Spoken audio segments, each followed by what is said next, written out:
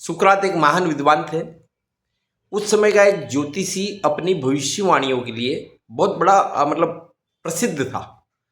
तो सुकरात तो इन चीज़ों को ज़्यादा तवज्जो देते नहीं थे। उनके शिष्य अड़ गए कि गुरुजी एक बहुत बड़ा ज्योतिष है, सबके बारे में सही सही बताता है, तो क्यों नहीं उसको बुलाते हैं।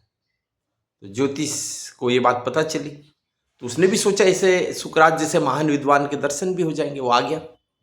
अब सुकरात ने कहा ठीक है, देखो मुझे और बताओ। तो उन्होंने सुकरात का चेहरा, मोहरा, हस्तरेखाएं सब देखी और फिर सुकरात के बारे में कुछ बताने से मना कर दिया।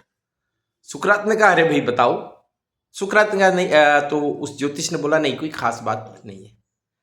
अब सुकरात की भी जिज्ञासा बढ़ गई कि आखिर ऐसी क्या बात है, बताने से मना कर रहा है। तो उसने कहा कोई निगेटिव बात है तो भी बोल दो। ज्योतिष ने कहा नहीं, आपकी बड़ी मान्यता है, आपके जो शिष्य वो नाराज हो जाएंगे, हो सकता है मुझे मार डाले। तो सुकरात जी ने कहा कि मैं आपको अभयदान दे रहा हूँ, अपने शिष्यों को पाबंद कर दिया, कुछ भी कहे आपको नाराज नहीं होना है, आउट ऑफ कंट्रोल नहीं होना है। अब ज्योतिष ने वो निर्भय होकर बताना शुरू किया कि सुकरात जी आप भले लोगों की नजरों में कितने भी महान हो, कुछ भी हो, पर आप एक नंबर के देशद्रोही हो। आपके अंदर बहुत ज्यादा लालच भरा हुआ है, आप बहुत अहंकारी हो, आप में बहुत ज्यादा कामुकता है। ऐसे एक एक करके उसने सुकरात के लिए बहुत ज्यादा दुर्गुण बता दिए। जैसे जैसे वो दुर्गुण बताता, शिष्यों का आक्रोश एकदम बहुत ज्यादा कि बस अब इसकी पिटाई कर दे, मार डाले। लेकिन सुकरात जी ने उनको अपने वचन से बांध रखा था और सुकरात जी बीच में इशारा भी करते जा रहे थे।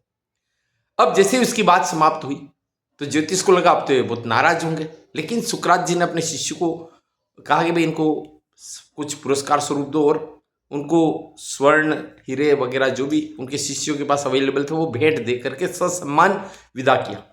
अब शिष्यों का आश्चर्य बढ़ गया कि इसने आपके बारे में इतनी इतनी बातें, गंदी गंदी बातें कही। उनका कि इसकी हर बात सही है, मैं एक साधारण इंसान हूँ, काम, क्रोध, मद, लोभ, झूठ, छल, कपट, प्रपंच सारे दुर्गुण मेरे में है।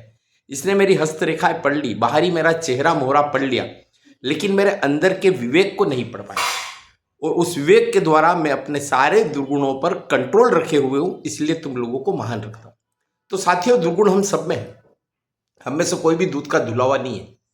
महत्वपूर्ण यह है कि हम अपने दुर्गुणों पर अपने विवेक से, अपने संस्कार से, अपनी मनुष्यता से उन पर कितना कंट्रोल करते हैं और कितना अच्छा व्यवहार करते हैं। यही सबसे ज्यादा इंपॉर्टेंट है।